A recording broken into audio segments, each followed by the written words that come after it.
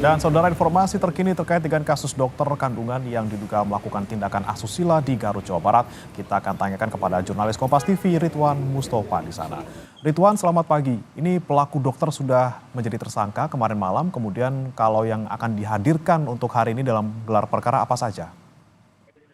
Ya, baik, dan juga saudara, benar sekali pasca video viral di media sosial yang menyebar dan menjadi perhatian publik pada Selasa pagi, kurang dari 24 jam akhirnya jajaran Kepolisian Resort Garut Jawa Barat telah menangkap pelaku yang diduga melecehkan pasien yang telah terjadi pada tahun 2024 lalu. Di mana pada malam hari tersangka telah ditetapkan oleh jajaran Kepolisian Resort yang mana sebelumnya statusnya menjadi saksi, tapi pada malam status dari pelaku dokter kandungan yang telah melakukan praktek di salah satu klinik swasta di Kecamatan Garut Kota, Kabupaten Garut, telah ditetapkan menjadi tersangka oleh jajaran Kepolisian Resort Garut Jawa Barat. Dan pada pukul 10 pagi hari ini rencananya akan dilakukan ekspos atau dilakukan konferensi pers berkaitan dengan kasus ini, termasuk apa pelaku terduga pelecehan seksual yang sekarang telah menjadi tersangka akan dihadirkan ke publik untuk menjawab yang mana selama ini menjadi teka-teki publik, apakah memang kepolisian sudah menangkap pelaku atau tidak. Nah, saat ini nanti sekitar pukul 10 waktu Indonesia Barat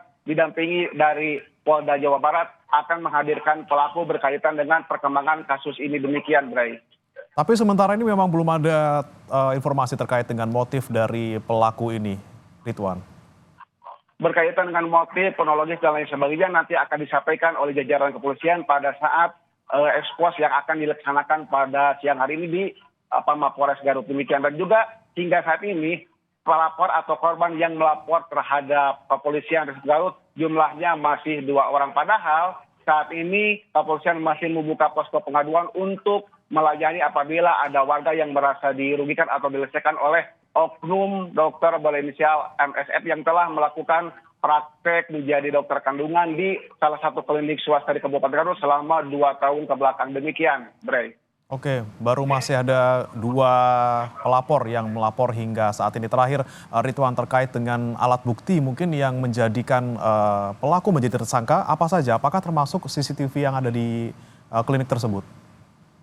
Memang berkaitan dengan CCTV pun ini menjadi salah satu alat bukti yang selama ini diterima oleh penyidik, termasuk kenapa sekarang misalnya pelaku ditetapkan menjadi tersangka. Di sini memang polisi sangat hati-hati untuk menaikkan status dari saksi menjadi tersangka. Tidak hanya sekedar mengumpulkan alat bukti saja, tetapi memang ini pun kepolisian waktu hari kemarin berkoordinasi dan juga meminta rekomendasi dari sejumlah pihak, salah satunya dari Majelis Disiplin Profesi Konsil Kementerian Kesehatan Republik Indonesia, di mana kemarin tim dari Majelis Disiplin Profesi tersebut datang ke Garut, bertemu dengan Kapolres, bertemu dengan jajaran kepolisian dan juga bertemu langsung dengan sejumlah saksi, termasuk dengan pelaku terduga pelecehan. Hal itu untuk mengumpulkan sejumlah bukti untuk menguatkan apakah memang misalkan si pelaku tersebut melakukan pelecehan atau memang selama ini dia dalam melaksanakan tugas sesuai dengan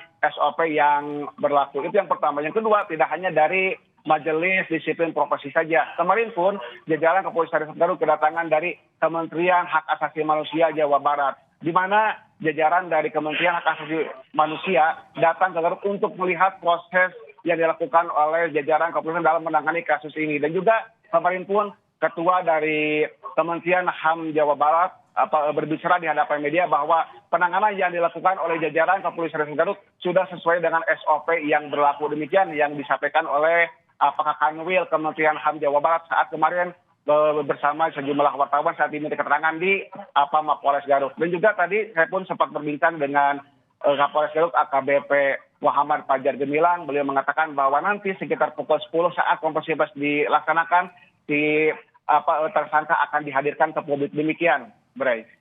Baik, kita nantikan nanti gelar perkara ataupun konferensi pers yang akan dilakukan di jam 10. Terima kasih Ridwan Mustofa melaporkan langsung dari Garut, Jawa Barat.